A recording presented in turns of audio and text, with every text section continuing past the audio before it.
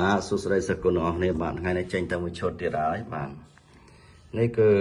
តកតងនឹងប្រសិវៈដែលខ្ញុំសាញ់ចេញពីផ្កាប្រទាល100មុខហើយមានចាយ័នហើយវត្ថុនេះគឺអាចការពាររារាំងនៅសត្រូវគ្រប់ទិសទីដែលមានគំនិតមិនល្អអាចបំបាក់អាចបំផ្លាញអាចធ្វើឲ្យសត្រូវនោះបាក់បោកខ្លោចខ្លាចរិទ្ធរបស់យើងហើយចំណែកខាងនេះគឺអដ្ឋានសាច់ស្នេហ៍បាទអដ្ឋានសាច់ស្នេហ៍នេះមានន័យថាបើយើងទៅណាមកណាគេគោរពគេស្រឡាញ់យើងបីដូចស្ដេចចឹងបាទគេចោមរោមគេចូលចិត្តអាណិតស្រឡាញ់ពាក្យថាស្ដេចស្នេហ៍មួយម៉ាត់ហ្នឹងណាគេចូលចិត្តអាណាគេចោមរោមដែរហើយចំណែកខាងនេះគឺនាងបកនាងបយនាងនឹងហៅប្រុសស្រីមន្ត្រីស្ដេច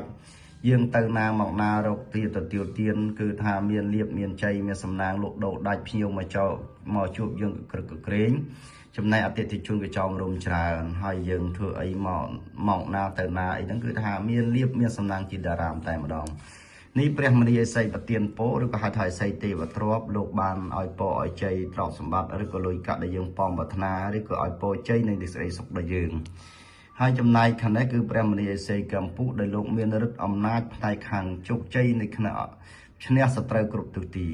ហើយលោកជាកម្ពុជានៃឥសីមួយអង្គផ្នែកខាងផ្គុំរិទ្ធផ្គុំអំណាចផ្គុំអនុភាពចំណែកឯខាងនេះគឺលោកដែលមានឫទ្ធិបណ្ឌបារមីលោកធុដងដែលលោកបានទទួលនៅក្នុងការបដិបត្តិដ៏ល្អបាននៅពលឺរស្មីចាញ់ចាំងញ៉ាំងជាសាវករបស់ព្រះសម្មាសម្ពុទ្ធ